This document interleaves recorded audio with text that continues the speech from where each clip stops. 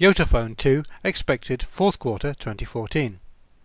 The original dual-screen YotaPhone was announced way back at the end of 2012, and it took a year to get to market. Although the highly innovative feature of having a low-power electronic paper display, EPD, in addition to a traditional colour one seemed like a good idea, the YotaPhone itself looked a little dated by the time it came on sale. Yota have announced their new next-generation YotaPhone. We will call it the YotaPhone 2 for the sake of simplicity, which improves on the original device in all respects, although you'll have to wait until the end of the year to get your hands on one. Physically, the YotaPhone 2 looks very different from the slabby original, with a more curved design that includes a slightly convex EPD on the back. The main display is a 5-inch 1080 by 1920 pixel AMOLED panel. The EPD is a 4.7-inch 540 by 960 pixel full touch screen.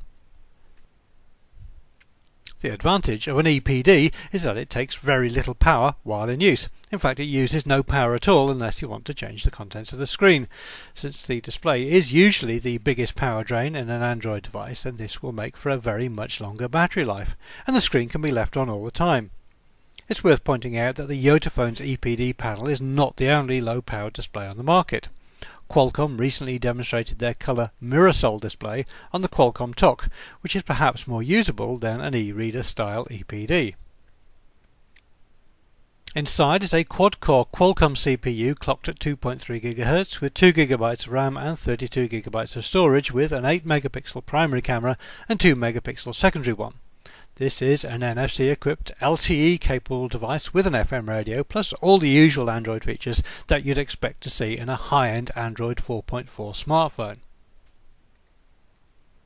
It isn't particularly big or heavy, weighing just 140 grams and measuring 144 by 70 by 8.9 mm.